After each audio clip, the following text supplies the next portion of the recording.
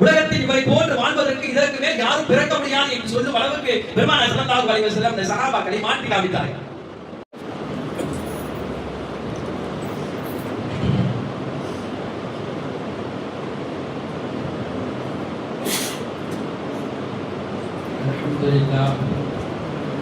அல்ஹம்துலில்லாஹி ரப்பில் ஆலமீன் வஸ்ஸலாத்து வஸ்ஸலாமு அலா சய்யிதில் முர்ஸலீன் வ அலா ஆலிஹி வ அஸ்ஹாபிஹி அஜ்மஈன். أما بعد فقد قال الله تعالى في القرآن العظيم وفي الفرقان المجيد أعوذ بالله من الشيطان الرجيم بسم الله الرحمن الرحيم وما أرسلناك إلا رحمة للعالمين صدق الله العلي العظيم. சகலமிக அல்லாஹ்வின் நல்லடியார்களே, அல்லாஹ்வுடைய மாபெரும் கிருபையால் லைலத்துல் கத்ர் என்று சொல்லக்கூடிய ஒற்றைப்படை இரவுகளில் இன்னும் ஒரே ஒரு இரவு நாளைய தினம் நம்மை காத்திருக்கிறது. அந்த ஒரு இரவையும் நாம் பரிபூர்ணமாக அமல்களுடன் கழித்து விட்டோம் என்று சொன்னால் லைலத்துல் கத்ருடைய இரவை அடைந்தவர்களாக நம்மை அல்லாஹ் ஆக்கி விடுவான். அதற்குரிய பாக்கியத்தை நம் அனைவருக்கும் அல்லாஹ் தந்தருள் புரிவானாக. இன்றைய தினம் ஒரு குர்ஆனுடைய வசனம், வமா அர்சல்னாக இல்லா ரஹ்மத்தல் லில் ஆலமீன். நபியை பற்றி, பெருமானார் ஸல்லல்லாஹு அலைஹி வஸல்லம் அவர்களை பற்றி அல்லாஹ் குர்ஆனில் இப்படி பேசுகிறார். நபியே, நாம் உங்களை அகிலத்தாருக்கு அருட்கொடையாக இறக்கினோம் என்று சொல்கிறார். பெருமானார் ஸல்லல்லாஹு அலைஹி வஸல்லம் அவர்களுக்கு சொல்லப்பட்ட இந்த வசனம் நபிமார்களுடைய பட்டியலில் யாருக்குமே அல்லாஹ் கொடுக்காத மாபெரும் சிறப்பு. எனவே இந்த வசனத்தின் கீழ் வரக்கூடிய பல தெளிவுரைகளையும் பெருமானார் ஸல்லல்லாஹு அலைஹி வஸல்லம் அவர்கள் இந்த உலகத்துக்கு ரஹ்மத் என்று சொன்னால் எப்படி ரஹ்மத்தாக ஆகி போனார்கள், யாருக்கெல்லாம் நாயகம் ரஹ்மத், ரசூலுல்லாஹி ஸல்லல்லாஹு அலைஹி வஸல்லமுடைய அணுகுமுறை எப்படி இருந்தது என்றெல்லாம் ஒரு தொடராக மீதி இருக்கக்கூடிய நாட்களில் இன்ஷா அல்லாஹ் காணலாம். அல்லாஹ் இந்த ஆயத்தில் சொல்ல வரக்கூடிய வார்த்தை என்பது லில் ஆலமீன், அகிலத்தாருக்கு நீங்கள் அருட்கொடை என்று சொல்கிறார். ஆலம் என்ற இந்த வார்த்தையை அல்லாஹ் வேற எங்காவது குர்ஆனுடைய வசனத்தில் பயன்படுத்துகிறானா என்று பார்க்க போனால் நம் அனைவருக்கும் தெரிந்ததுதான். அல்ஹம்துலில்லாஹி ரப்பில் ஆலமீன், அகிலத்தாரை படைத்து பரிபாலிக்கக்கூடிய அல்லாஹ்வுக்கே எல்லா புகழும். அப்ப அல்லாஹ் தன்னை பற்றி தனக்கு புகழ் என்று சொல்லும் பொழுது ஆலம் என்று சொல்கிறார். நாயகம் தான் உங்களுக்கு ரஹ்மத் என்று சொல்லும் பொழுது அகிலத்தாருக்கு அவர் ரஹ்மத் என்பதற்கு ஆலம் என்று சொல்கிறார். அப்ப அங்க ஆலமுடைய அர்த்தம் என்னவோ அதுதான் இங்கேயும் சரியாக வரும். அங்க என்ன அர்த்தம், அனைத்து புகழும் அகிலத்தாரை படைத்து பரிபாலிக்கக்கூடிய அல்லாஹ்வுக்கு மட்டும்தான் என்று அங்கு வரக்கூடிய அந்த ஆலமுடைய அர்த்தம் இங்கேயும் என்ன, அனைத்து விதமான ரஹ்மத்துகளும் உலகத்தில் இருக்கக்கூடிய எல்லாருக்கும் ரஹ்மத்து பெருமானார் ஸல்லல்லாஹு அலைஹி வஸல்லம் அவர்கள் மட்டும்தான். யாரு? முஸ்லிம்கள் மட்டுமல்ல, முஸ்லிம்களை தாண்டி காஃபிர்கள், காஃபிர்கள் மட்டுமல்ல, காஃபிரை தாண்டி கடவுள் மறுப்பாளர்கள் என்று சொல்லக்கூடிய நாத்திகர்கள், அவர்களையும் தாண்டி சொல்ல போனால் மிருகங்கள், ஜீவராசிகள், மிருகங்கள் ஜீவராசிகளையும் தாண்டி சொல்ல போனால் ஜடமாக இருக்கக்கூடிய கற்கள், மண்கள், கட்டைகள் அத்தனைக்கும் பெருமானார் ஸல்லல்லாஹு அலைஹி வஸல்லம் அவர்கள் அருட்கொடை. இதை நபிமார்கள் கூட உட்பட்டு வருவார்கள். இப்ப யாரை தவிர, அல்லாஹ்வை தவிர அத்தனை பேருக்கும் பெருமானார் ஸல்லல்லாஹு அலைஹி வஸல்லம் அவர்கள் தான் அருட்கொடை என்பதற்கு அர்த்தம் தான் ஆலம் என்ற வார்த்தைக்குரிய சரியான பொருள். இந்த உலகம் அல்ல, நாளைக்கு மறுமையிலும் பெருமானார் ஸல்லல்லாஹு அலைஹி வஸல்லம் எல்லா உம்மத்திற்கும் அருட்கொடையாக ரஹ்மத்தாக இருப்பார்கள். ஏன்? ஆதம் அலைஹிஸ்ஸலாம் செய்த ஒரு பாவத்திற்காக உலகிலே அனுப்பப்பட்டார்கள். அனுப்பிய ஆதம் அலைஹிஸ்ஸலாம் தனது பாவ பிழைக்காக எல்லாம் துஆக்கள் ஏராளமாக செய்தார்கள். ஆதம் அலைஹிஸ்ஸலாம் செய்த துஆக்களிலே மிக பிரபல்யமான துஆ குர்ஆனே சொல்லும், ரப்பனா வலம்னா அன்ஃபுஸனா, யா அல்லாஹ் எனது ஆத்மாவிற்கு நான் அநீதம் செய்து விட்டேன், வ இல்லம் தக்ஃபிர் லனா, நீ என்னை மன்னிக்காவிட்டால், வதரஹம்னா, எனக்கு நீ அருள் புரியாவிட்டால், லனகூனன்ன மினல் காசிரீன், நான் நஷ்டவாளிகளிலிருந்து ஆகிவிடுவேன் என்று ஆதம் அலைஹிஸ்ஸலாம் செய்த இந்த துஆவினுடைய பொருட்டால் அல்லாஹ்வுடைய பாவத்தை மன்னித்தான் என்று பெரும்பான்மை கருத்து இருக்கிறது. ஆனால் ஒரு சிலர்கள் இப்படியும் எழுதி தருகிறார்கள், என்ன, இந்த துவா ஒரு பக்கம் ஆதம் அலைஹிஸ்ஸலாமை அல்லாஹ் மன்னித்தாலும் கூட இன்னொரு பக்கம் ஆதம் அலைஹிஸ்ஸலாம் சுவனத்திலே இருக்கும் பொழுது சுவனத்துடைய வாயில்களில் ஒரு வாயிலில் பார்த்தார்கள். அங்கு எழுதப்பட்டிருந்த வார்த்தை லா இலாஹா இல்லல்லாஹ் முஹம்மது ரசூலுல்லாஹ். எப்போது ஆதம் அலைஹிஸ்ஸலாம் படைக்கப்பட்ட பொழுது. அப்ப இந்த முஹம்மது ஸல்லல்லாஹு அலைஹி வஸல்லம் எப்போது வருவார், அவர் என்ன செய்வார் என்பதெல்லாம் அல்லாஹ் எப்போதோ தீர்மானித்து விட்டார். இப்ப முஹம்மது ரசூலுல்லாஹ் என்ற இந்த வார்த்தையை பார்த்த ஞாபகம் ஆதம் அலைஹிஸ்ஸலாமுக்கு உலகத்தில் வருகிறது.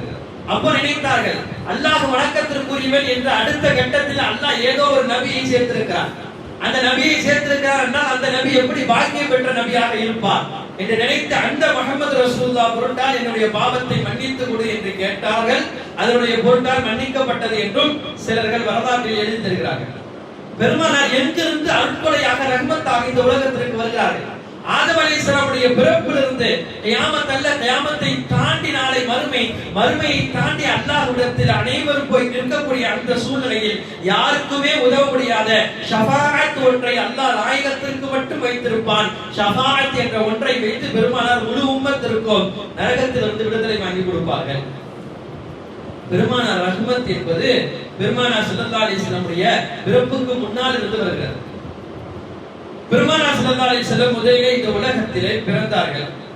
ஆமினா அம்மாவுடைய அந்த வயிற்றிலிருந்து பெருமானார் ஸல்லல்லாஹு அலைஹி வஸல்லமை பிரசவம் பார்த்தது உம்மு ஷிஃபா என்று சொல்லக்கூடிய ஒரு பெண்மணி. அவர்கள் தான் பிரசவம் பார்க்கிறார்கள். முதலில் பெருமானார் ஸல்லல்லாஹு அலைஹி வஸல்லம் அவர்களை தங்களுடைய கைகளால் கொள்ளக்கூடிய பெரும் பாக்கியத்தை அந்த பெண்மணிக்கு அல்லாஹ் கொடுத்தான். குழந்தை பிறந்தவுடன் ரசூலுல்லாஹி ஸல்லல்லாஹு அலைஹி வஸல்லம் செய்த துஆவும் அதுதான். குர்ஆனிலே அல்லாஹ் இந்த நபியை ரஹ்மத் என்று சொன்னார்கள். அந்த நபி வந்த முதலில் செய்த துஆ ரஹ்மத்துக்காண்டி துஆ செய்தார்கள். ரஹிமகில்லா, அல்லாஹ் உனக்கு ரஹ்மத் செய்வானாக என்று அந்த பெண்ணுக்கு பெருமானார் வந்த முதலிலே செய்த துஆ அது. அந்த துஆவின் காரணமாக அவர்களே சொன்னார்கள், என்னின் மீது மட்டும் அல்லாஹ் ரஹ்மத் செய்யவில்லை, எனது வாரிசுகளின் மீதும் ரசூலுல்லாஹ் சொன்ன அந்த ரஹ்மத் பரவலாகி போனது. உலகத்தில் மதீனாவிலே அதிகமாக சஹாபாக்கள் கேட்டு வருவதெல்லாம் கேட்டு அள்ளி கொடுத்த மாபெரும் வல்லல் ஹஜ்ரத் அப்துர் ரஹ்மான் இப்னு அவுஃப் ரலியல்லாஹு அன்ஹு யார் என்றால் இந்த உம்மு ஷிஃபாவுடைய மகன் தான் அப்துர் ரஹ்மான் இப்னு அவுஃப் ரலியல்லாஹு அன்ஹு. அங்கிருந்து சஹாபாக்களுடைய வாழ்க்கை தொடங்குகிறது. பெருமானார் ஸல்லல்லாஹு அலைஹி வஸல்லம் பிறந்தவுடன் அந்த செய்தியை அபூ லஹபுக்கு சொல்லப்பட்டது. பிறந்தவுடன் கையில வைத்த பெருமானார் ஸல்லல்லாஹு அலைஹி வஸல்லம் கொஞ்ச நேரம் பக்கத்துல இருந்த அடிமை பெண்ணிடம் கொடுத்து விட்டு சுய தேவையை முடித்து விட்டு மறுபடியும் உம்மு ஷிஃபா ரலியல்லாஹு அன்ஹா அந்த குழந்தையை வாங்கிக் கொள்வார்கள். வாங்கி கொண்ட பிறகு இந்த அடிமையிடம் சொல்லி அனுப்பார்கள், நீ அபூ லஹபிடம் போய் சொல், இது மாதிரியான அப்துல்லாஹ்வுக்கு ஒரு அழகிய குழந்தை பிறந்திருக்கிறார். அதை சொல்வதற்காக அந்த அடிமை பெண் போய் சொல்வார், அப்துல்லாஹ்வுக்கு ஒரு அழகிய பெண் ஆண் குழந்தை பிறந்திருக்கிறது. இதை கேட்டவுடன் அபூ லஹப் சொல்வான், நீ இன்றிலிருந்து நீ விடுதலை, நீ அடிமை கிடையாது என்று அந்த வந்த அடிமையை அபூ லஹப் விடுதலை செய்து விடுவான். கல்லென்ற காரணம் கூட பெருமானாருடைய பிறப்பை கவனித்து அல்லாஹ்வுடைய கல்பிலே ஈரத்தை கொடுத்தான். தெரிந்தோ தெரியாமலோ அபூ லஹப் செய்த அந்த நலவு இன்றை வரையும் அவருக்கு வரலாற்றில் எழுதப்படுகிறது. அபூ லஹப் நரகவாசி, அவனுடைய நரகத்திலே அவனுக்கு ஏராளமான வேதனைகளை அல்லாஹ் கொடுப்பான். ஆனால் பெருமானார் பிறந்து விட்டார்கள் என்ற அந்த சுப செய்தியினால் அந்த அடிமையை விடுதலை விட்ட ஒரே ஒரு நாள் திங்கட்கிழமை, வாரந்தோறும் திங்கட்கிழமை மட்டும் நரகத்திலே அவனுடைய வேதனை கொஞ்சம் லேசாக்கப்படுகிறது என்று வரலாறு புத்தகத்தில் பதிவு செய்யப்பட்டிருக்கிறது. அல்லாஹ் ரஹ்மத் என்பதை எதுவரையும் எடுத்து போகிறார். பெருமானார் ஸல்லல்லாஹு அலைஹி வஸல்லம் ரஹ்மத் என்ற வார்த்தையை ஒரு வட்டத்திற்குள்ளே அல்லாஹ் முடிக்கவில்லை, இந்த உம்மத்திற்கு பரவலாக ஆக்கி கொடுக்கிறார். சஹாபாக்கள் நித்தம் ரசூலுல்லாஹ்வுடைய ரஹ்மத்தை கண்களால் கண்டுகொண்டே இருந்தார்கள். மழை இல்லை, நீண்ட காலமாக மழை இல்லை. பெருமானார் ஸல்லல்லாஹு அலைஹி வஸல்லம் வந்து சஹாபாக்கள் கேட்கிறார்கள், யா ரசூலுல்லாஹ், மழை இல்லாததினால் கடும் வெயிலின் காரணமாக எங்கள் எல்லோரும் அவதிப்படுகிறார்கள், எங்கள் கால்நடைகள் எல்லாம் இறந்து விடுகிறது, எங்கள் விவசாயங்கள் எல்லாம் அழிந்து விடுகிறது, குடிப்பதற்கு தண்ணீர் அல்ல, குடிப்பதற்கு தண்ணீர் இல்லை, குடிப்பதற்கும் தண்ணீர் இல்லை, நாங்கள் என்ன செய்வது? எங்களுக்காக மழைக்காக அல்லாஹ்விடத்திலே துஆ செய்யுங்கள். பொதுவாக நபிமார்கள் இது போல மழை நிறுத்தப்படும் பொழுதெல்லாம் என்ன செய்வார்கள் என்றால், மக்களை எல்லாம் அழைத்து கொண்டு கொஞ்சம் காலியான பகுதிக்கு போய் எல்லோரும் அல்லாஹ்விடத்திலே தொழுது கையேந்தி துஆ செய்வார்கள். அப்பொழுதுதான் அந்த சிறு பிள்ளைகள் இருக்கக்கூடிய கால்நடைகள் எல்லாவற்றையும் சேர்த்து அழைத்து கொண்டு போவார்கள் என்பது வழமை. பெருமானார் ஸல்லல்லாஹு அலைஹி வஸல்லம் அப்படி எல்லாம் செய்யவில்லை. ரசூலுல்லாஹ் இருந்த இடத்திலே மிம்பர் படியின் மீது உட்கார்ந்து சொன்னார்கள், மலையினுடைய மேகத்திற்கு நாயகம் தன் விரல் காட்டி விரலால் ஆணையிட்டார்கள். அப்படி அடிக்கப்பட்ட வெயில் கொஞ்ச நேரத்தில் பெருமாளின் ஆட்காட்டி விரலால் மேகம் சூழ்ந்து கொண்டது. அப்படி இருந்த சீதோஷ நிலை அதற்கு மாற்றமாக மாறியது. சஹாபாக்கள் நாங்கள் கேட்டு பள்ளியிலிருந்து வெளியே போகும் பொழுது முழுக்க முழுக்க எங்களுடைய முகங்களில் செயல்பட்டவதாக நாங்கள் நடைந்து கொண்டு போனோம் என்று சொல்கிறார்கள். பெருமானாருடைய ரஹ்மத். 2 வாரம் அந்த மழை பெய்கிறது. பெருமானார் செய்த ஒரே ஒரு துவா, தொடர்படியாக அல்லாஹ் 14 நாட்கள் மழையை தொடர்ந்து கொடுத்தார். ஒரு கட்டத்துல வெயில் ரொம்ப அடிச்சாலும் மழைக்காண்டி துவா செய்வோம், மழை ரொம்ப பெய்தாலும் இவ்வளவு மழை வேணாமே துவா செய்யலாமே சொல்லி மழையை நிறுத்துறதுக்காண்டி துவா செய்வோம். ஒரு சஹாபி, அதே சஹாபி, எந்த சஹாபி வெயில் அடிச்சது தாங்க முடியல யார சொல்லுதா துவா செய்யுங்கள் என்று கேட்டு வந்தாரோ அதே சஹாபி தான் அடுத்து வருகிறார். யார சொல்லுதா, மழை அதிகம், மழையினால் எங்களுடைய கால்நடைகள் எல்லாம் அவதிப்படுகிறது, நீங்கள் மறுபடியும் மழை நிற்பதற்காக துவா செய்யுங்கள். பெருமானார் ஸல்லல்லாஹு அலைஹி வஸல்லம் மறுபடியும் கை உயர்த்தி துவா செய்யும் பொழுது அல்லாஹ் தஆலா அந்த மேகங்களை எல்லாம் பிரித்து விட்டான் என்பது நாம் பார்க்கக்கூடிய பெருமானாருடைய வரலாறு. அப்ப அல்லாஹ் ரஹ்மத்தாக ரசூலுல்லாஹி ஸல்லல்லாஹு அலைஹி வஸல்லம் அவர்களை வைத்ததை சஹாபாக்கள் நேருக்கு நேராக கண்கூடாக பார்த்தார்கள். சஹாபாக்கள் பெருமானார் ஸல்லல்லாஹு அலைஹி வஸல்லம் உடைய இந்த ரஹ்மத் என்பது நான் ஏற்கனவே சொன்னதை போல சஹாபாக்களுடன் முடியவில்லை. சிறுவர்கள் மீது இருந்தது, பெரியவர்கள் மீது இருந்தது, மிருகங்கள் மீது இருந்தது, எல்லோரின் மீது பெருமானாருடைய ரஹ்மத் என்பது பரவலாக இருந்தது. எந்த அளவுக்கு ரசூலுல்லாஹ்வுக்கு சுற்றி சுற்றி வந்து வேலை செய்யக்கூடிய ஒரு சின்ன சிறுவன், யூதன் தான், அவன் இஸ்லாத்தை சார்ந்த சிறுவன் அல்ல, ஆனாலும் ரசூலுல்லாஹ்வை பிடிக்கும், நபியுடைய வீட்டிற்குள்ளே வருவான், ரசூலுல்லாஹ்வுக்கு தேவையான அத்தனை பணிகளையும் அவன் செய்வான். கொஞ்ச நாட்களாக அந்த சிறுவனை காணவில்லை. பெருமானார் ஸல்லல்லாஹு அலைஹி வஸல்லம் கேட்டார்கள், இல்லை அவருடைய உடல்நிலை சரியில்லாமல் வீட்டில் இருக்கிறார் என்று சொல்லப்பட்டது. பெருமானார் இரவோடு இரவாக அந்த சிறுவனை காண போனார்கள். அவருடைய கடைசி நேரம் அந்த நேரமாக இருந்தது. பெருமானார் ஸல்லல்லாஹு அலைஹி வஸல்லம் அந்த சிறுவனிடம் உட்கார்ந்து சொன்னார்கள், மிக ஆபத்தான சூழ்நிலையில் நீங்கள் இருக்கிறீர்கள், இந்த வாழ்க்கை முடிந்தால் அடுத்த ஒரு வாழ்க்கை இருக்கிறது, அந்த வாழ்க்கையை நீங்கள் நிம்மதியாக வாழ வேண்டும் என்று சொன்னால் நான் சொல்லக்கூடிய கலிமாக்களை சொல்லுங்கள், இஸ்லாத்திற்கு வாருங்கள் என்று சொல்லி பெருமானார் ஸல்லல்லாஹு அலைஹி வஸல்லம் அந்த சிறுவனுக்கு கலிமா சொல்லிக் கொடுக்க போகிறார்கள்.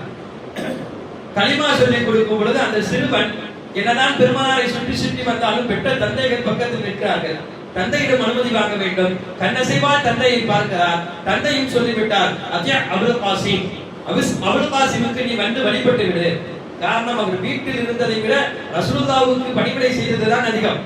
அதை பார்த்து பிள்ளையினுடைய அந்த நிலையை பார்த்து பெற்றோர்களும் ஒத்துக்கொள்கிறார்கள். பெருமானார் ஸல்லல்லாஹு அலைஹி வஸல்லம் அந்த சிறுவனுக்கு கலிமாவை சொல்லிக் கொடுத்தார்கள். நாயகம் சொன்ன கலிமாவை அந்த சிறுவன் திரும்ப சொன்னான். அந்த சிறுவனை திரும்ப சொல்ல வைத்துவிட்டு பெருமானார் வீட்டில் வந்து வெளியே வரும் பொழுது அந்த பிள்ளையினுடைய உயிர் பிரிகிறது. வரலாற்று ஆசிரியர்கள் எழுதியிருக்கிறார்கள், பெருமானார் ஸல்லல்லாஹு அலைஹி வஸல்லம் வீட்டிலே கோப்பை தூக்கிய சிறுவனுக்கு கூட அல்லாஹ் ரஹ்மத்தை கொடுத்தான், அல்லாஹ் ஹிதாயத்தை கொடுத்தான். ரஹ்மத் என்பது, நாயகனுடைய ரஹ்மத் என்பது இந்த உலகத்தில் அலாவதியானது. அந்த ரஹ்மத்திற்குள்ளே பெருமானார் ஸல்லல்லாஹு அலைஹி வஸல்லம் உடைய ரஹ்மத்தை நாமும் பெற வேண்டும் என்று சொன்னால் இந்த ரசூலுல்லாஹ்வை பின்பற்றக்கூடிய நிலையிலே நாம் ஆக வேண்டும். சஹாபாக்கள் ஆரம்ப கட்ட காலத்தில் அவர்கள் இருந்த நிலை எப்படி, பெருமானார் வந்த பிறகு அவர்கள் மாறியது எப்படி? எல்லா சஹாபாக்களுடைய எல்லா கூட்டத்தினுடைய நபிமார்கள் எல்லாம் ஒரு கட்டம் வரையும் அந்த கூட்டத்தை நல்வழிப்படுத்தினார்கள். ஆனால் அந்த கூட்டம் எல்லாம் வேறு மாறியாக அவருடைய நடவடிக்கை இருக்கும் பொழுது அல்லாஹ்விடத்திலே கை உயர்த்தி விட்டார்கள். பெருமானார் ஸல்லல்லாஹு அலைஹி வஸல்லம் மட்டும்தான் கடைசி வரையும் இந்த உம்மத்தை சஹாபாக்களை நேர்வழிப்படுத்துவதற்காக போராடினார்கள். நாம் முந்தைய சஹாபாக்களுடைய வாழ்க்கையெல்லாம் பார்த்தோம்னா மனிதன் இந்த அளவுக்கு மிருகவாத்தனமாக வாழ்வானா என்ற அளவுக்கு எழுதப்பட்டிருக்கிறது. ஐயாமுல் ஜாஹிலியா என்ற ஒரு கிதாபே இருக்கிறது, தமிழிலும் இருக்கிறது. அதை எடுத்து நீங்கள் வாங்கி படித்திருக்கிறார் என்றால் தெரியும். மிருகங்களை விட மோசமான ஒரு வாழ்க்கையாக இருக்கும். அப்படி இருந்த சஹாபாக்களை எப்படி ரசூலுல்லாஹ் மாற்றினார்கள்? சின்ன சின்ன விஷயத்துக்கெல்லாம் சண்டை போட்டுக் கொள்வார்கள். ஒன்றுமே இருக்காது. சண்டை போடுற அளவுக்கு உண்டான விஷயமா அப்படின்னா கிடையாது. அவர் மீறும் நெருங்கிய உறவினராக இருப்பார். உறவினர் தானே என்று சொல்லி தண்ணீர் இல்லாத போது அவருடைய வீட்டு கிணற்றில் இவர் தண்ணி பிடித்து விடுவார், அனுமதி கேட்காம. பொதுவாக நம்ம ரொம்ப நம்மள்ட்ட யார் பழகுறாங்களோ அவங்கள்ட்ட நம்ம எப்படி அனுமதி கேட்போம்?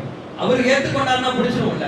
அந்த உரிமையை இவரும் பிடித்து வந்து விட்டார். ஆனா அந்த வீட்டுக்காரர் சொந்தக்காரர் அவருக்கு பிடிக்கவில்லை. அவர் சண்டைக்கு வந்தார். சண்டை அப்போது முடிந்து விட்டால் பரவாயில்லை. அவர் ரூஹ் பிரியக்கூடிய சக்கராத்துடைய நிலையில் சொல்லிவிட்டு இறக்கிறாராம், நான் அந்த வீட்டுக்காரர்கள் சண்டை போட்டேன், அவன் என் உறவுதான், நீ உனது பிள்ளைகளிடம் இதை எத்தி வைத்து விடு என்று சொல்லி இறக்கிறார். வாரிசுகளாக அந்த சண்டை போய்கொண்டே இருக்கிறது. அது ஒரு நீண்ட வாழ இல்லை, மிருகத்தனமான ஒரு வாழ்க்கை. எதற்கு பேச வேண்டும், எதற்கு பேசக்கூடாது என்று கூட தெரியவில்லை. எல்லாவற்றையும் தாண்டி பார்க்க போனால் பெண் குழந்தை பிறந்து விட்டால் பெண் குழந்தையை உயிருடன் போட்டு புதைக்கக்கூடிய சூழ்நிலை. உயிருடன் சில நேரங்களில் கிசுவிலே ஆரம்பத்திலே கலைத்து விடுவார்கள், அதுவும் கொலைதான். ஆனால் பெண் குழந்தை பிறந்து அது பேசும் பொழுது கொலை செய்ய வேண்டும், அதை பூமியிலே போட்டு புதைக்க வேண்டும் என்ற இந்த மனப்பான்மை இருக்கக்கூடிய நெஞ்சம் எவ்வளவு கலிஞ்சமாக இருக்கும். பேசக்கூடிய குழந்தை, நடக்கக்கூடிய குழந்தையை கூட்டி போய் குழி தோண்டி உள்ளே இறக்கி விட்டு மண்வாரி போடுகிறார் ஒரு தந்தை. அந்த குழந்தை சொல்லுகிறது, அப்பா என்ன செய்கிறீர்கள், இது கூட விளையாடுகிறீர்களா தந்தையே, மண் விழுகிறது, என்னால் தாங்க முடியவில்லை, வேண்டாம் வேண்டாம். ஒரு அளவுக்கு சொன்ன குழந்தை அதற்கு பிறகு அது மூச்சு பிடிக்கப்பட்டு அந்த மண் மேலே விழ விழ அது இறந்து போகிறது. அல்லாஹ் குர்ஆனிலே சொல்லி காட்டுகிறான், இப்படியுமா குழந்தைகளை நீங்கள் சாகரிப்பீர்கள், இப்படியுமா நீங்கள் குழந்தைகளை கொலை செய்வீர்கள், எச்சரிக்கை செய்து அல்லாஹ் பேசுகிறார் குர்ஆனில். அப்படி இருந்தார்கள் சஹாபாக்கள் என்றால் எந்த அளவுக்கு கல்நெஞ்சம் கொண்டவராக இருந்திருப்பார்கள். பெருமானார் ரஹ்மத்தாக வந்தார்கள் என்பது குர்ஆனுடைய வார்த்தை. இணங்க ரஹ்மத் பெருமானார் ஸல்லல்லாஹு அலைஹி வஸல்லம் அப்படியே அந்த சஹாபாக்களை மாற்றி அமைத்தார்கள். இப்படி இருந்தவர்கள் என்று சொல்லக்கூடிய சஹாபாக்களை உலகத்தில் இவர்களை போல வாழக்கூடிய மனிதர் கிடையாது என்று சொல்லும் அளவுக்கு புனிதர்களாக பெருமானார் ஸல்லல்லாஹு அலைஹி வஸல்லம் மாற்றி காட்டினார்கள். எல்லோரும் பார்த்து சஹாபாக்களை ஆச்சரியப்படும் அளவுக்கு சஹாபாக்களுடைய வாழ்க்கை மாறி போனது. குழந்தைகள் விஷயத்தில் இவ்வளவு இருந்தார்கள் சஹாபாக்கள் என்று சொல்லிடுவோமே. பெருமானார் ஸல்லல்லாஹு அலைஹி வஸல்லம் வந்தவுடன் என்ன சொன்னார்கள், எடுத்தவுடன் யார் நல்ல முறையில் தங்களுடைய குழந்தைகளை வளர்த்தெடுத்து நிக்காஹ் செய்து அந்த குழந்தையினுடைய வாழ்க்கைக்கு வழி செய்கிறார்களோ அந்த தந்தையும் நானும் இப்படி இருப்போம் என்று இரட்டை விரலை கோரிட்டு இரண்டு விரலையும் சேர்த்து வைத்து பெருமானார் காட்டினார்கள். எப்போதெல்லாம் குழந்தைகள் பெண் குழந்தைகள் விஷயத்திலே ஏதாவது ஒரு சட்டம் கொடுக்கப்படுகிறதோ அதற்கெல்லாம் பெருமானார் ஸல்லல்லாஹு அலைஹி வஸல்லம் சரியான முறையிலே பெண்கள் பக்கம் நின்று பேசியிருக்கிறார்கள். ஒரு பெண் பிறந்த நாளிலிருந்து வஃபாத் வரையும் யாருடனாவது சேர்ந்து வாழக்கூடிய வாழ்க்கையை அந்த பெண்ணுக்கு அல்லாஹ் ஆக்கியிருக்கிறார். தனியாக வாழ்ந்த வாழ்க்கையை தாண்டி யாருடைய சப்போர்ட்டுடன் தான் அந்த பெண் உலகத்தில் வாழ முடியும், எல்லா சில பெண்களை தவிர. அதற்காக அல்லாஹ் ஏற்படுத்திய ஒரு அழகிய முன்மாதிரி தான் குழந்தை பிறந்து விட்டது என்றால் முழுக்க அந்த தந்தைக்கு அல்லாஹ் பெண்ணுடைய சிறப்பை எடுத்து காட்டுகிறார். அடுத்து அவர் திருமணமாகி விட்டால் கணவனுக்கு பெருமானார் ஸல்லல்லாஹு அலைஹி வஸல்லம் சொல்கிறார்கள், உனது மனைவி நல்லவன் என்று உன்னை சொன்னால் நீ நல்லவன். அப்ப நல்லவன் ஆகிறதற்கு பெண்ணிடத்திலே மனைவியிடத்திலே அவன் நல்ல பேர் வாங்கி ஆக வேண்டும். அதை கடந்து அந்த பெண்ணுக்கு தாயாக அந்த பெண்மணி போகும்போது பெருமானார் ஸல்லல்லாஹு அலைஹி வஸல்லம் சொல்கிறார்கள், உனது தாயின் காலடியில் சுவரம் இருக்கிறது என்ற பொழுது அந்த மகன் தன் தாயை உச்சகட்டத்தில் உயரத்தில் வைத்து பார்க்கிறார். பெண்ணினத்தை பெருமானார் ஸல்லல்லாஹு அலைஹி வஸல்லம் இப்படி எடுத்து கையில் பிடித்தார்கள். சஹாபாக்கள் அதற்கு பிறகுதான் பெண்ணினத்திற்கு மிகப்பெரிய ஊடுதலாக சஹாபாக்கள் மாறினார்கள். அவருடைய நிலை மாறியது. ஒரு தண்ணீர் கொடுப்பதற்கு தயார் இல்லாமல் வாரிசுகளாக சண்டை போட்டார்கள் என்று படித்தோம். எப்படி மாறி போனது அந்த வரலாறு. எர்முக் போர்க்களம் நாம் எல்லாம் கேள்விப்பட்டிருப்போம். அதிக சஹாபாக்கள் காயப்படுத்தி குத்துயிருமாக குலையுருமாக பல பேர்கள் சரியாக அந்த போர்க்களத்தில் வீழ்ந்து கிடக்கிறார்கள். கொஞ்சம் தூரம் கிடக்க ஒவ்வொரு உயிரும் போராடி கொண்டிருக்கிறது. உயிர் இருக்குமா இல்லையா என்று போராடி கொண்டிருக்கிறது. தண்ணீர் என்று ஏங்கி கொண்டிருக்கிறார். ஒரு சஹாபி தண்ணீரை கேட்கிறாரே என்று வந்து குடுக்க வருகிறார்கள். குடுக்க வருகிறதுனால் இன்னொரு பக்கத்துல இருந்து என்று சட்டம் வருகிறது. சட்டம் வந்த உடனே இந்த சஹாபி சொல்கிறார், என்னை விட அவர் தாகித்திருக்கிறார் போலும், அவருக்கு முதலிலே கொடுத்து வாருங்கள் என்று சொல்கிறார். இவர் யார்? இவருடைய மூதாதைகள் என்ன சொன்னார்கள்? யாருக்காகவும் தண்ணீர் கொடுக்க கூடாது, வாரிசுகளாக தண்ணீருக்கு நாங்கள் சண்டை போடுவதற்கு தயாராக இருக்கும் என்று சொல்லக்கூடியவர் உயிர் போகக்கூடிய கட்டத்திலும் கூட தண்ணீரை கொடுத்து பழகினார். பெருமானாருடைய வாழ்க்கை எப்படி மாற்றியது? அடுத்த கட்டம் இரண்டாவது சஹாபிக்கு தண்ணீர் கொடுக்க போவது, அவருக்கு பக்கத்தில் இருந்த மூன்றாவது சஹாபி ஆக என்று கத்தினார். அவர் சத்தம் அதிகமாக வருது, அவருக்கு கொடுங்கள் என்று சொல்லப்பட்ட பொழுது இரண்டாவது சஹாபிக்கும் தண்ணீர் கொடுக்காமல் அடுத்த சஹாபிக்கு தண்ணீர் கொடுக்க போக அவர் அடுத்து எனக்கு வேண்டாம், முதலில் ஏற்றவர் இன்னும் ஏங்கிக் கொண்டிருக்கிறார், அவருக்கே கொடுங்கள் என்று சுற்றி வந்து பார்த்தால் முதலில் சஹாபி மௌத்தாகி கிடக்கிறார். உலகத்தில் இவரை போன்று வாழ்வதற்கு இதற்கு மேல் யாரும் பிறக்க முடியாது என்று சொல்லும் அளவுக்கு பெருமானார் ஸல்லல்லாஹு அலைஹி வஸல்லம் இந்த சஹாபாக்களை மாற்றி காமித்தார்கள். இதற்காக இந்த தலைப்பின் கீழ் பேசுகிறோம் என்று சொன்னால், பெருமானாருடைய மாற்றம் இந்த அளவுக்கு இருந்தது என்று சொன்னால், அந்த சஹாபாக்களை போல நாம் மாறுவதற்கும் அவர்களை போல நாம் ஆகுவதற்கும் முயற்சிக்க வேண்டும். நம்முடைய வாழ்க்கை எப்படி இருக்கிறது? சொந்த அண்ணன் சொந்த தம்பிக்கு கூட நாம் விட்டு கொடுக்கிறோமா என்று நம்மை நானே கேட்டுக்கொள்ள வேண்டும். சின்ன சின்ன விஷயத்திற்கெல்லாம் பெற்றோர் இறக்கிறார் என்று சொன்னால் அவருடைய பெற்றோர் சம்பாதித்த சொத்திலிருந்து வரக்கூடிய பங்குகள் அண்ணன் தம்பிக்கு கொடுக்கக்கூடிய மார்க்கத்தின் ரீதியாகவோ அல்லது அவர்களே ஏதாவது செய்து கொடுத்தாலோ ஒரு கொஞ்சம் குறைத்து விட்டது என்று சொன்னால், பெற்ற தம்பி தன்னன் தம்பி என்ற இரத்த பந்த சொந்தம் என்று கூட பார்க்காமல் நீதிமன்றம் வரையும் போகக்கூடிய நிலை இஸ்லாமியத்திலே இருக்கிறது. பெருமானார் எதற்காக வேண்டி இந்த உம்மத்திற்கு இவ்வளவு தூக்கி பிடித்து பேசினார்கள்? சஹாபாக்கள் எந்த அளவுக்கு மாற்றினார்கள், நாம் எந்த அளவுக்கு மாறி இருக்கிறோம் யோசிக்க வேண்டும். சஹாபாக்களுடைய வரலாறு வாழ்க்கை என்பதற்கு நமக்கு மிகப்பெரிய முன்னுதாரணம். சஹாபாக்களுடைய வாழ்க்கையை மாற்றிய பெருமானார் ஸல்லல்லாஹு அலைஹி வஸல்லம் தொடர் பணி நிற்கவில்லை. எதிரிகள் வரையும் பெருமானார் ரஹ்மத்தாக இருந்தார்கள். எதிரிக்கும் நாயகம் தான் ரஹ்மத். பெருமானார் ஸல்லல்லாஹு அலைஹி வஸல்லம் சஹாபாக்களுடன் ஒரு பிரயாண வழியாக ரசூலுல்லாஹ் வந்து கொண்டிருக்கிறார்கள். வந்து கொண்டிருக்கும் பொழுது சஹாபாக்கள் ஒரு மரத்தின் கீழ் உறங்கி விடுகிறார்கள். பெருமானார் ஸல்லல்லாஹு அலைஹி வஸல்லம் அதை தாண்டி இன்னொரு மரத்தினுடைய நிலையில் தான் கொண்டு வந்த அந்த வாளை எடுத்து மரத்தினுடைய கிளையிலே சொருகி விட்டு பெருமானாரும் உறங்கி விடுகிறார்கள். சந்தர்ப்பத்தை பார்த்து கொண்டிருந்த எதிரி எப்போதாவது பெருமானார் தனியாக சிக்குவாரா, அவருடைய உயிரை எடுக்க வேண்டும் என்று எதிரி பின்தொடர்ந்தே வருகிறான். நாயகத்திற்கும் தெரியாது, சஹாபாக்களுக்கும் தெரியாது. கடைசியில் பெருமானார் அயர்ந்து தூங்கியதை எதிர்பார்த்து கொண்டே இருந்தவன் அந்த சரியான நேரத்தை பயன்படுத்தி கொண்டு பெருமானாருடைய வாளையே எடுத்து ரசூலுல்லாஹ்வுக்கு முன்னால், ரசூலுல்லாஹ்வுடைய கண்களுக்கு முன்னால் நீட்டிக் கொண்டிருக்கிறான். அல்லாஹ் சொல்வான், நபிமாருடைய கண்கள் தான் தூங்குமே தவிர அவருடைய கல்புகள் தூங்காது. அல்லாஹ் நபிமார்களுக்கு ஏற்படுத்திய மிகப்பெரிய அற்புதம் அது. பெருமானார் ஸல்லல்லாஹு அலைஹி வஸல்லம் திடீரென விழித்து விடுகிறார்கள். விழித்து பார்த்தால் எதிரி ஏந்திய வாளுடன் நாயகத்திற்கு முன்னால் நின்று கொண்டிருக்கிறான். அப்ப அவன் கேட்ட வார்த்தை இதுதான், ரசூலே, உன்னை நீ பெரிதாக பேசிக் கொண்டிருக்கிறாய், எப்போதுமே உன்னை சுற்றிய சகாபாக்களுடைய கூட்டம் இருந்து கொண்டே இருக்கிறது, அதனால் உன்னை தொடர்வதற்கு யாராலும் முடியவில்லை, இப்போது தனியாக சிக்கி. அவன் நினைத்தது அதுதான். எப்போதுமே சகாபாக்கள் கூடி இருக்கிறனால ரசூலுல்லாஹ்வை எதுவுமே செய்ய முடியல அவன் நினைச்சிட்டு இருக்கான். ஆனால் அல்லாஹ் தஆலா இங்க நடத்திய விஷயமே வேறு மாதிரியாக இருக்கிறது. சொல்லிவிட்டு சொன்னால், இப்போது உன்னை யார் காப்பாற்ற போகிறார்? உன்னுடைய தோழர்களோ தூரத்தில் இருக்கிறார்கள். சொல், என்னை விட்டு உன்னை காப்பாற்றக்கூடிய மண் இந்த பூமியில் யார் இருக்கிறார்? மையம்னாவுக மின்னி, வாள் எடுத்ததில் நான் தான் சிறந்தவனாகி போகிறேன் என்று சொல்லும் பொழுது பெருமானார் ஸல்லல்லாஹு அலைஹி வஸல்லம் சொன்ன வார்த்தை, எப்போதுமே நாயகம் ஸல்லல்லாஹு அலைஹி வஸல்லம் யாரையும் எதிர்பார்க்க மாட்டார்கள், அல்லாஹ்வை மட்டும் நம்பிய நபி. அங்க என்ன சொல்ல போறார்கள்? ரசூலுல்லாஹ் சொன்ன அந்த ஒரே வார்த்தை இதுதான், அல்லாஹ் என்று சொன்னார்கள். அல்லாஹ் என்று சொன்ன அடுத்த கணம் அடுத்து அவன் பேசினான், என்ன அல்லாஹ் என்று சொல்லிவிட்டால் அல்லாஹ் இறங்கி உனக்கு உதவி செய்வான் என்று நினைத்தாயா? இப்போது உடனே அல்லாஹ்வுடைய உதவி வரும் என்று நினைத்தாயா என்று அடுத்து பேசினான். ரசூலுல்லாஹி ஸல்லல்லாஹு அலைஹி வஸல்லம் இரண்டாவது முறையும் அல்லாஹ் என்று சொன்னார்கள். மூன்றாவது முறையும் பேசினான். மூன்றாவது முறை ரசூலுல்லாஹ் அல்லாஹ் என்று சொல்லும் பொழுது கையில் எடுத்த வாளை பிடிக்க முடியாமல் திரும்ப திரும்ப அந்த வாளை கட்டியாக பிடித்தும் கூட வாள் அவன் கையை விட்டு நழுவி கீழே விழுந்தது. பெருமானார் அந்த வாளை எடுத்து கேட்டார்கள், இப்போது சொல், மையம்னாவுக மின்னி, என்னிடமிருந்து உன்னை யார் காப்பாற்ற போகிறார்? அவன் சொன்னான், வாளை எடுத்தவர்களே முஹம்மத், நீங்கள் சிறந்தவராக ஆகிவிட்டீர்கள். அவனுக்கு அல்லாஹ் ரசூல் என்ன தெரியுமா? எனவே நீ எனக்கு என்னை மன்னித்து விட வேண்டும் என்று பெருமானார் ஸல்லல்லாஹு அலைஹி வஸல்லம் அவரிடம் உயிர் பிச்சை கேட்டான். பெருமானார் ஸல்லல்லாஹு அலைஹி வஸல்லம் தன்னை எதிர்த்து வந்த, தன்னை கொலை செய்ய வந்தவனாக இருந்தாலும் கூட ரசூலுல்லாஹ் அவனிடம் கேட்டார்கள், உனக்கு என்ன விடுவதற்காக நீ எங்களுக்கு என்ன செய்ய போகிறாய்? அவன் சொன்னான், இதுவரையும் உன்னை போன்ற ஒரு மனிதரை நான் பார்த்ததில்லை முஹம்மத். கையில் வாள் எடுத்தவனை எல்லாம் வெட்டிதான் நான் பார்த்திருக்கிறேன். எதிரியே போர்க்களத்தில் வந்து நின்றாலும் போர்க்களத்தை தாண்டி நாங்கள் தலையை செய்வதற்குத்தான் முனைந்து வருகிறோம். ஆனால் அத்தனை விதமான சந்தர்ப்பம் உனக்கு கொடுக்கப்பட்டும் கூட நீர் எனக்காக கேட்கக்கூடிய இந்த வார்த்தை என்பது எனக்கு பிடித்திருக்கிறது.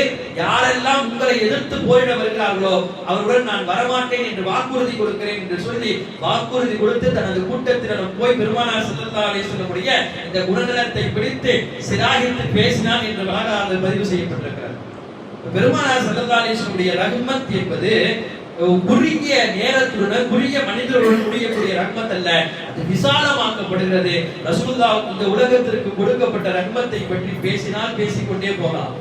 எனவே நமக்கு இருக்கக்கூடிய இன்னும் ஒரு சில தினங்கள் தான். அந்த தினங்களிலே நாம் அடுத்து தொடர்பையாக இதை சந்திப்போம். பெருமானார் ஸல்லல்லாஹு அலைஹி வஸல்லம் அடுத்த கட்டமாக அவர்கள் செய்த ரஹ்மத்துகள், அவர்கள் அணுகிய அணுகுமுறைகள் என்ற தலைப்பின் கீழ் எல்லாம் வரக்கூடிய நாட்களில் இன்ஷா அல்லாஹ் பார்த்து அதிலிருந்து அமல் செய்யக்கூடிய பாக்கியத்தை நம் அனைவருக்கும் அல்லாஹ் தருவானாக. வாஹிரு தஅவானா அல்ஹம்துலில்லாஹி